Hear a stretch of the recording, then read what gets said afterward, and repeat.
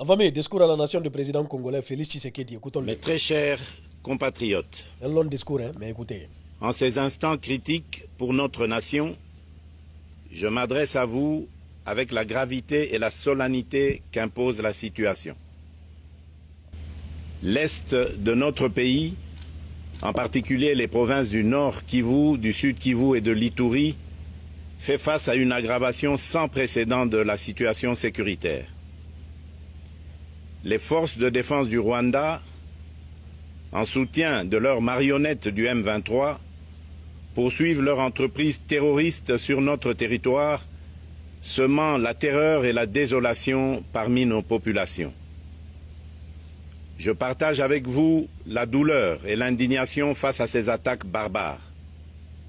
Ces actes ne sont pas seulement une attaque contre la République, mais une offense à l'histoire et à la dignité de notre peuple.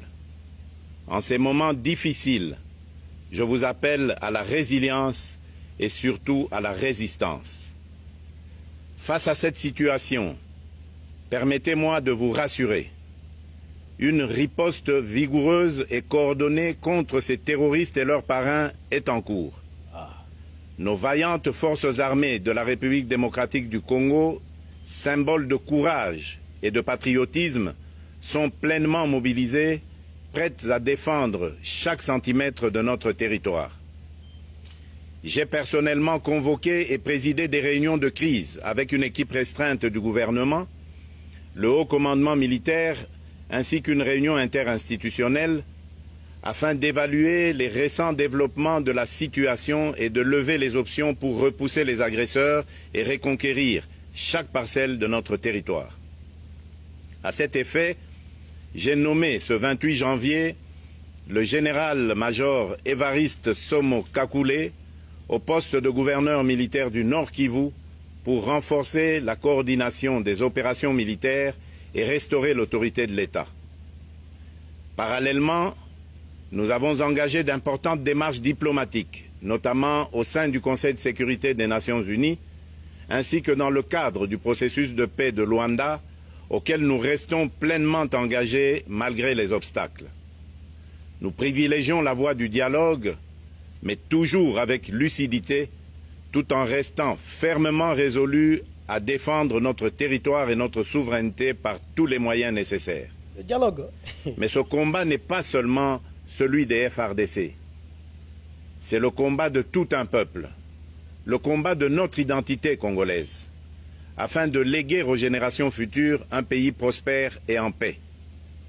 À tous nos compatriotes, dans chaque province, chaque ville, chaque territoire et chaque village, ainsi que ceux de la diaspora, sans distinction d'appartenance ethnique ou politique, unissons nos efforts. N'est-ce pas?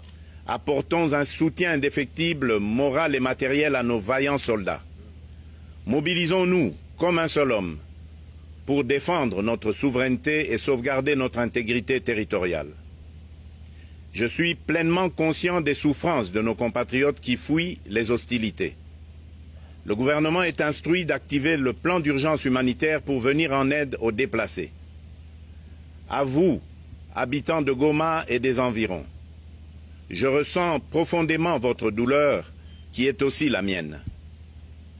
Elle traverse nos cœurs et nos âmes en tant que fils et filles d'une même patrie. Mais face à cette épreuve, je vous exhorte à puiser dans cette force intérieure qui fait la grandeur du peuple congolais. Résistez avec courage.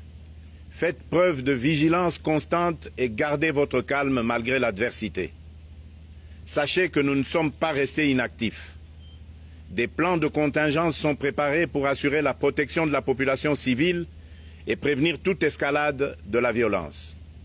Les dispositifs de sécurité ont été renforcés pour protéger les zones stratégiques et nous travaillons sans relâche pour garantir le fonctionnement des services essentiels. Je tiens à rendre un hommage solennel à tous ceux qui ont payé le prix ultime dans cette lutte pour notre dignité et notre souveraineté. J'ai une pensée pieuse pour le général-major Peter Chirimwami, gouverneur militaire du Nord Kivu, tombé les armes à la main. Je m'incline avec respect devant la mémoire de tous nos militaires et de tous les Wazalendo tombés sur le champ d'honneur.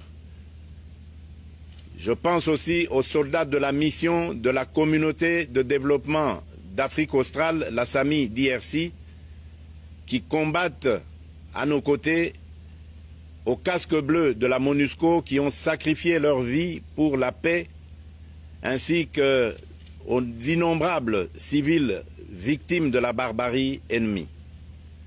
Leur courage et leur sacrifice ne seront jamais oubliés, et nous portons leur flambeau avec la ferme détermination d'achever leur noble combat. Je voudrais ici interpeller directement la communauté internationale et l'Union africaine. Le Rwanda continue de violer ouvertement et sans scrupule les principes fondamentaux de la Charte des Nations Unies ainsi que les accords régionaux. Pire, ces agissements se déroulent dans une impunité totale et ce, avec un mépris manifeste des règles internationales et des valeurs que ces institutions sont censées défendre. Cette attitude arrogante, qui ne cherche même plus à masquer ses forfaits, est une provocation inacceptable à l'égard de notre souveraineté et de la stabilité régionale. La présence de milliers de soldats rwandais sur notre sol, leur soutien politique, logistique et militaire à leur pantin du M23, ainsi que leur implication dans l'exploitation illégale de nos ressources naturelles, nous conduisent tout droit à une escalade aux conséquences imprévisibles, mettant en danger toute la région des Grands Lacs. Votre silence et votre inaction face à la barbarie du régime de Kigali et aux atrocités perpétrées par ces supplétifs sur notre territoire constituent un affront non seulement à la République démocratique du Congo, mais également aux valeurs universelles de justice et de paix. Le peuple congolais prend acte de cette passivité qui frôle la complicité. Soyez sûrs d'une chose, la République démocratique du Congo ne se laissera pas humilier ni écraser. Nous nous battrons et nous triompherons. Bien, la famille. On a écouté là le président Tshisekedi. Bon, il a parlé plus que ça. Et voilà, c'est cette partie que j'ai passée ici. Il a dit l'essentiel dans cette partie. Vous comprenez un peu? Un discours à la nation et tout ça, parlant de la situation actuelle. Il a parlé de la situation en gros. Voilà, il a parlé de l'inaction de la communauté internationale. Il a lancé un appel aux Congolais et tout ça, parce que là, c'est les Congolais qui doivent prendre les responsabilités. Et il a rassuré la population de l'Est, bon, comme d'hab. Mais vous voyez la famille, de mon point de vue, l'air n'est pas au discours. Il dit qu'il privilégie toujours le dialogue. Là où c'est arrivé là, ça a dépassé le dialogue. Hein. C'est vrai, on privilégie toujours le dialogue. Mieux vaut négocier, se comprendre. Mais comment vous allez négocier comment? Si ça arrange certaines personnes qu'il y a le chaos. Vous allez vous comprendre en négociation comment? Il y a eu combien d'accords? Combien d'accords qui ont été violés? La communauté internationale ne fera rien. Donc, ils sont complices de ce qui se passe. On parle de l'ONU. Dans les casques bleus de l'ONU, qui sont censés aller rétablir la paix du côté du Congo, il y a des soldats rwandais dedans. Bon, vous parlez de quoi? Vous parlez de quelle action qui sera menée par la communauté internationale? C'est aux Congolais de prendre les responsabilités face à cette situation. Je ne sais pas comment, je ne sais pas quelle solution ils vont trouver. Mais ils ne sont non seulement pas organisés, et après, la division aussi. Les Congolais sont divisés. Ils sont divisés. Trop de groupes armés. Chacun se bat pour son intérêt. Trop de divisions ethniques et tout ça. Trop de... je sais, c'est mélangé. C'est mélangé. C'est trop mélangé. C'est la population civile non armée qui fait pitié dans cette histoire. Ça fait pitié. L'Union africaine est impuissante face à la situation. Ils ne peuvent rien faire. Bon, l'Union africaine va faire quoi? L'ONU, ils vont faire quoi? À part bavarder. C'est aux Congolais de prendre les responsabilités. C'est un peu ça. C'est dommage. Très, très dommage. Force et courage à la population civile non armée qui subit, en tout cas, tout ce qui se passe, toute cette atrocité du côté du Congo. Et les gens observent, comme si rien de n'était.